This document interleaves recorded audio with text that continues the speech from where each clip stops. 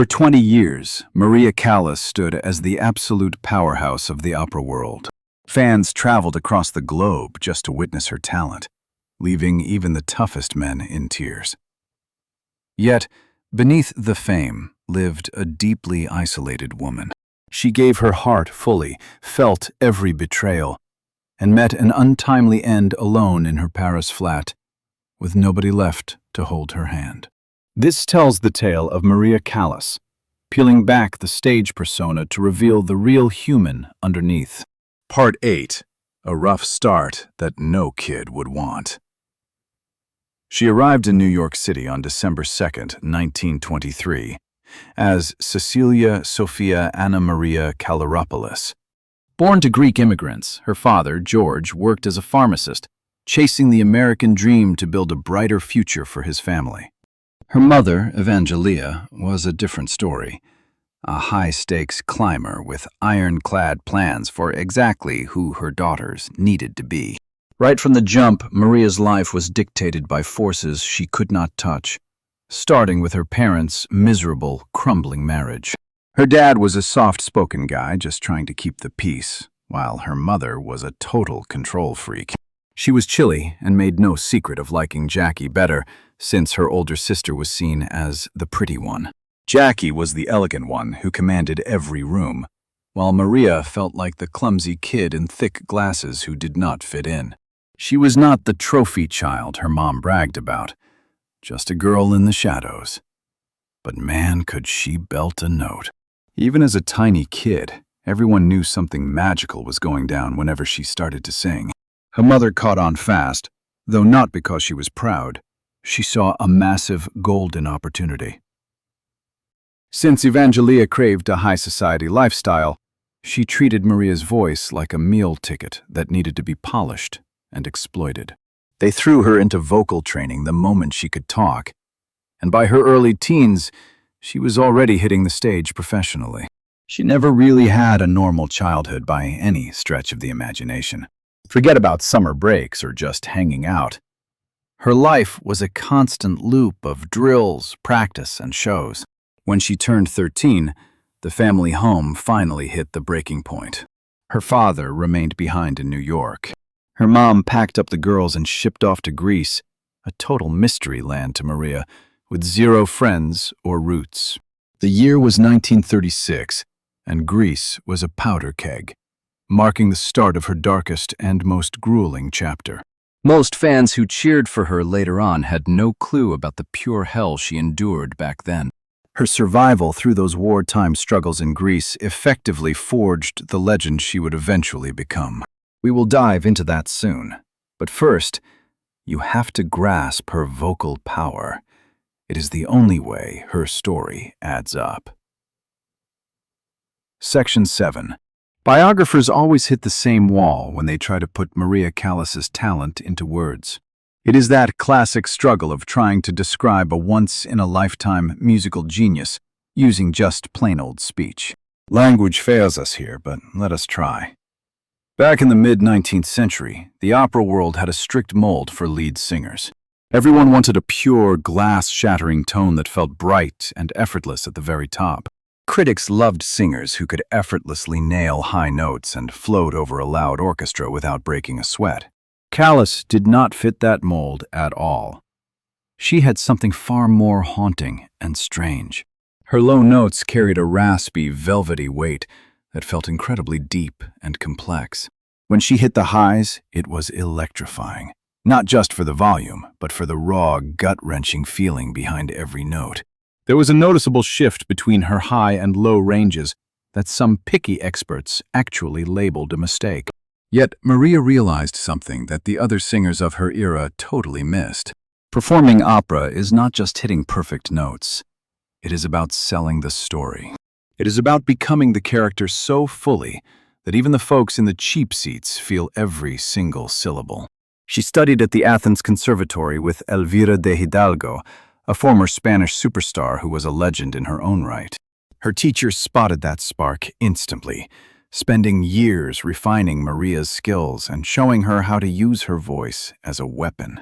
When she debuted as Tosca at 18 in 1942 Athens, Her performance was so advanced, it left the audience in shock. However, 1942 Athens was a city held under enemy control. While the curtains went up, the world outside was a nightmare. But Maria kept performing through the darkness. She sang her heart out while the locals were literally starving to death just outside the theater doors. Maria stayed tight-lipped about her private struggles during those years, though later researchers managed to scrap together some horrifying details. Their findings hinted that she faced severe mistreatment by powerful figures who took advantage of her desperate situation. She always danced around these topics whenever the press started prying. That burden stayed private, tucked away like a story she didn't have the words to tell. But once the occupation faded, and the fighting across Europe finally stopped, Maria Callas surfaced leaner, grittier, and more focused than ever. She was determined to win at any price, even in a world that wasn't exactly welcoming. Chapter 6. The Steep Climb and the Heavy Toll. Following the war, Maria headed back to the States. At 21 years old, she was totally broke and a nobody. New York, her supposed hometown, felt like a foreign land. Growing up in Greece had shaped her. She could speak English, but her brain functioned in melodies. She started hitting the audition circuit. It was a total grind. Even the Metropolitan Opera, the absolute pinnacle of American stages, turned her away. The stories regarding how the Met higher-ups viewed her back then are pretty harsh, to be honest. Critics claimed she was too heavy, and that her unique sound made the bigwig executives nervous. They passed on her. It took an Italian conductor named Giovanni Zenatello to finally give her a shot. He caught her performance in New York and booked her for the Arena di Verona, a massive Roman amphitheater in Italy that seats thousands and stands as a premier global stage for outdoor opera.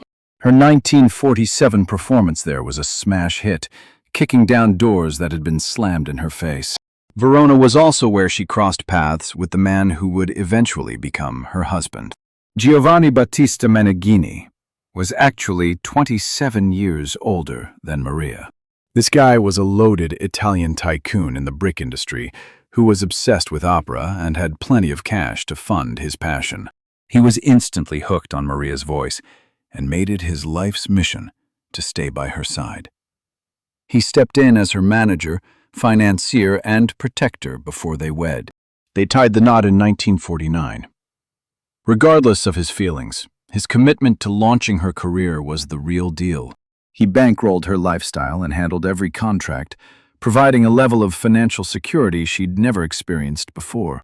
Under his wing, money wasn't an issue. She could pour her heart into her music, and she definitely delivered. The late 1940s and 50s were the years Maria Callas transformed into a global icon. She became the queen of La Scala in Milan, the world's most famous opera house, making it her home turf. She toured everywhere from London to Buenos Aires, tackling roles that no one thought she could pull off. She revived the Bel Canto style, a 19th century technique that had died out because almost no one had the pipes to handle it. She basically brought it back from the grave by herself. There's a legendary story from 1949 in Rome that fans still talk about today. Maria was booked for one show, but accidentally ended up under contract for a second one at the same time. After some intense deal-making, she actually performed both roles on the same night, sprinting between different theaters. The logistics were a total nightmare, but she absolutely crushed it. During this peak, she also sparked a massive controversy by losing a huge amount of weight. The fuller frame she'd had since childhood, which critics had used to mock her, was replaced by a sleek, totally new look. Back then, the gossip mills were working overtime trying to figure out her secret. Theories flew around, ranging from hardcore dieting to some pretty wild, out-there explanations. The reality was likely much simpler, though Maria never officially spilled the beans. This physical change completely flipped the script on how people saw her. Suddenly, she wasn't just a voice. She was a fashion icon and a major brand. The label Diva, which literally means goddess in Italian, started following her in ways that had nothing to do with her singing. But that high-profile image brought a dark side with it. Constant, brutal, and deeply personal media attention followed her every move. Every detail of her life became tabloid fodder. Her romance, her fights, her weight, and her moods were picked apart. The press treated her like a soap opera character instead of an artist. She wasn't always the easiest person to root for, either. She had a temper and was known for walking out on shows. She locked horns with co-workers and management alike, becoming a regular in the courtroom as both plaintiff and defendant. Headlines were dominated by her rivalry with Renata Tebaldi. But those gossip stories often missed the bigger picture. Maria was a woman in a boys' club era where any female who stood her ground was just called difficult, without anyone asking why. Many of those diva fits were actually health issues, or her simply refusing to be treated like garbage. Most feuds were just manufactured drama, but that didn't make for a juicy front-page story. However, what was waiting for her on a luxury yacht in the summer of 1957 would make those opera fights look like child's play. Chapter 5. Aristotle Onassis and the Beginning of the End. Aristotle Onassis was the complete antithesis of everything Maria Callas stood for.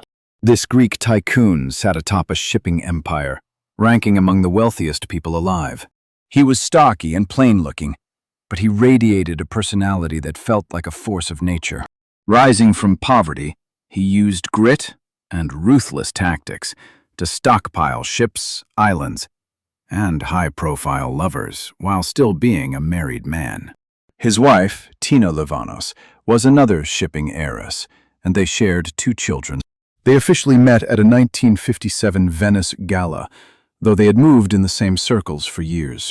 Their real connection sparked on his yacht, the Christina O, a massive military ship he'd turned into a floating palace. High society regulars like Winston Churchill and the Prince of Monaco were often seen on board. It was a world of its own, and Maria arrived for a visit with her husband, Meneghini.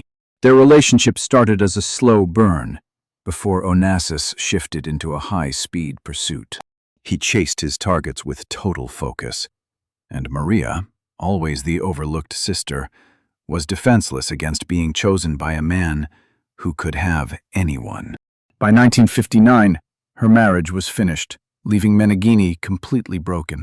He'd sacrificed a decade and his fortune for her, carrying a bitterness that would haunt him forever. Maria and Onassis quickly became the most talked-about couple on the planet. Cameras followed them everywhere, and their faces sold newspapers in dozens of different countries. They lived a flashy, high-profile life, which was exactly the kind of attention Onassis craved. But Maria just wanted something simple: to be loved for who she was, not as some famous icon. Onassis wasn't built for that, alternating between being tender and completely emotionally distant.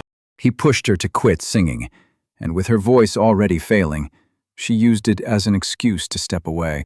The talent that defined her entire world was suddenly becoming a source of terrifying instability. She lost a baby boy in 1960, a tragedy that would scar her forever. She carried that silent grief for years, while Onassis simply moved on to his next conquest. He wasn't the type to dwell on sadness for very long. His ambitions were shifting elsewhere, leading to the ultimate betrayal involving Jackie Kennedy. In October 1968, he married the late American leader's widow, a woman who symbolized global grace and style. Maria found out through the newspapers like a total stranger. She never got a heads up. After 10 years at his side, she was ghosted and replaced publicly by the only woman more famous than herself. The media went wild, obsessively comparing the 2 women in the press. Papers printed side-by-side photos and fake quotes just to milk the drama of their supposed rivalry. To her credit, Maria refused to let the public see her crumble. She handled every interview with a level of poise that must have been incredibly draining. She claimed Onassis was free and wished him well, though it was likely all for show. Close friends saw a different story. The inner light in her had finally flickered out. Her difficult childhood hadn't exactly equipped her with a sunny outlook, but that relentless drive she always had finally began to stall after he married Jackie. Her music was the only thing left, but even that was slipping away from her. Her legendary voice had been failing for a while due to several complicated factors. She'd always redlined her talent, taking on roles that pushed her body to the absolute limit. Drastic weight loss likely weakened her vocal muscles, a theory many doctors and coaches later supported. Plus, taking years off during her time with Onassis meant her voice had essentially gone soft. By the late 60s, the star who owned the world's greatest stages could no longer hit those iconic notes. You could still hear flashes of her old brilliance, but they were becoming harder and harder to find. The inner confidence was simply gone. For a woman who lived for her art, losing that gift was an existential death blow. She decided to try one last comeback. Throughout 1973 and 74, she traveled with tenor Giuseppe Di Stefano, an old friend from her past. He was her legendary stage co-star during a massive concert run spanning Europe, Japan, and North America. Titled the Callas Di Stefano Tour, it drew crowds of devotees who were dying for one last glimpse of her. The press was divided, as critics comparing her to her golden era found those 1973 shows quite tragic. Her fans worshipped her, offering thunderous ovations while shouting her name into the night. Being near Maria Callas remained an unforgettable experience, even past her prime. Once finished, she retreated to her Paris home. Since the late 1960s, she had established her primary residence in the heart of Paris. Her home sat on Avenue Georges Mandel in the 16th arrondissement, a posh, quiet area known for elegant, leafy streets. The massive, upscale apartment was packed with expensive art and photos. The physical remnants of a superstar life lived alone. Bruna Lupi, her long-serving housekeeper, was probably the only person truly close to her during those final years. She kept a butler and a tiny social circle, ranging from loyal confidants to people chasing her fame. Ferruccio Mezzadri also worked there, but the great love of her life was already a memory. With her legendary career mostly behind her, the 50-year-old felt the heavy weight of her age, yet stayed active. She hosted master classes, guiding young singers on their stage presence and technical skills through intense coaching sessions. A 1971 documentary of her Juilliard sessions remains a deeply powerful record of her artistic genius. Seeing her mentor those students with a fading voice perfectly demonstrated exactly what she meant by artistic precision. It reveals a woman who still possessed a deep, unwavering passion and an incredible understanding of her craft. The brilliance was intact. She was just losing the physical ability to command the instrument that expressed it. She filled her time reading, socializing, and critiquing her old records with the cold objectivity of a true master. During those sunset years, she bonded with filmmaker Pier Paolo Pasolini, who directed her in the 1969 film Medea. They were two artists united by a shared understanding of ambition, loss, and the struggles of being misunderstood. Pasolini was brutally killed in Rome in November 1975 under extremely dark and disturbing circumstances. That loss devastated Maria, occurring just months after Aristotle Onassis passed away from lung issues in March 1975. Whatever massive grief she suffered after hearing the news, she chose to keep those complicated feelings entirely private. By 1977, she had pretty much stopped leaving her house altogether. The icon who once commanded La Scala in diamonds and fur was now a ghost hiding in her own home. Staying inside her Avenue Georges Mandel residence, friends noticed she had become increasingly distant and withdrawn. Sleep became difficult to find, and her weight began to drop significantly once again. That final summer, she briefly regained her spark and planned to direct operas to stay connected to her musical roots. On the morning of September 16, 1977, her housekeeper Bruna discovered her body inside the apartment. A heart attack took her at 53. Now, let's look at the legacy that followed her passing. Word of her death hit the global wires instantly, sparking a massive wave of tributes and front-page news. Every major newspaper in America and Europe scrambled to define the magnitude of the legend the world had lost. Even former critics joined the thousands of fans lining the streets to mourn the woman they once loved and judged. Eventually, the private details of her final months became the focus of intense public curiosity and investigation. People questioned her use of a certain heavy sleep aid, which was later linked to dangerous long-term health effects. Some close to her believed her isolation in those final days was a direct result of those powerful medications. Her withdrawal from the public eye seemed heavily influenced by the side effects of her various prescriptions. Nothing was ever officially proven, but the mystery surrounding her health continued to linger for years. Lacking a will, her massive fortune triggered a legal war, a strange oversight for such a meticulous woman. Her inheritance was fought over by her estranged mother, Evangelia, and the loyal staff members who stayed until the end. The toxic relationship she had with her mother is a tragic story all on its own. Evangelia pushed her daughter into music out of pure greed and ambition, rather than any sense of maternal love. Once Maria became famous, her mother tried to profit by writing a betrayal-filled book without her daughter's permission. For years, the two were total strangers before Maria finally passed away. Evangelia lived 5 years longer, never really owning the pain she'd caused her daughter. After some drama, Maria Callas's remains were scattered across the Aegean, the waters she'd cherished since she was a kid. It was a fitting end for a woman born in America who always felt Greek in her soul. Her music is still around, obviously.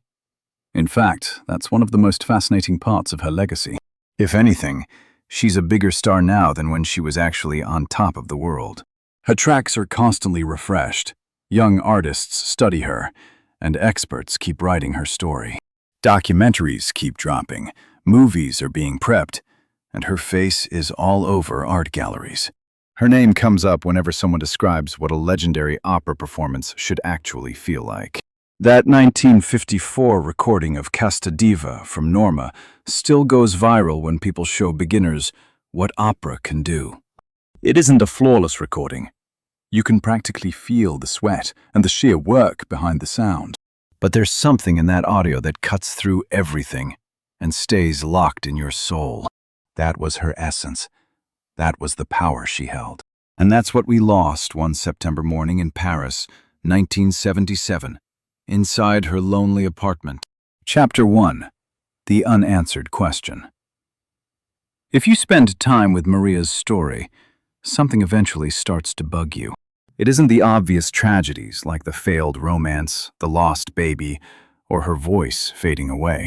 Those are painful, but they're the kind of heartbreaks you see in any high-stakes, legendary life. What really sticks is wondering who she could have become, since she died at just 53. 53 is young. Most of her colleagues were still crushing it in their 70s and 80s. Leonard Bernstein, who knew her well, lived to 72 and was conducting right until the very end. Carlo Maria Giulini, her old partner, was leading orchestras in his 80s. Maria should have had decades left. Her voice might have stayed rough, though science was improving, but she had so much more to offer the world. She wanted to direct and had a brilliant musical mind, having mastered the world's hardest operas from the inside. We'll never know how she might have taught or influenced others. Plus, she never found the love she deserved. It sounds sappy, but Maria spent her life being used by her mom, fame-seekers, and a ruthless industry. Some people truly loved her, but she usually gave way more than she ever got in return. There's a story from Montserrat Caballé, another legendary voice, about visiting Maria toward the end of her life. Caballé said she wasn't struck by the diva status or the history, but by something much simpler. She was surprised by how totally normal Maria was, and how much she just wanted basic things. She just wanted to talk. She just wanted to be heard by someone. She craved a friend who saw the person, not the fame. The one thing we usually forget about her. The legend is so huge, and the drama so heavy, that the actual woman inside can just vanish. She went from an ignored little girl to the world's most celebrated artist through sheer absolute grit, carrying wounds she couldn't even explain, only to end up mostly alone in a beautiful Paris apartment. She was only 53 years old. She should have had so much more time. The stage at La Scala is dark right now, just like it always is between shows. But inside, among a century of opera history, the walls are covered with photos of Maria Callas. You see her mid-note, head back and mouth wide, giving her entire body over to the music. She doesn't even look like she's performing for a crowd. She looks like she's in the only place she could possibly be, sacrificing everything for something greater. That was her truth. It was the only way she knew how to exist in this world. And even today, nearly 50 years after she died in Paris, when you play one of her records, when you sit in the dark and let that voice in, something magical happens. It hits you in a way no book can describe, and suddenly, you totally get what the hype was about. She was truly one of a kind. If you liked this video, please subscribe for more amazing stories.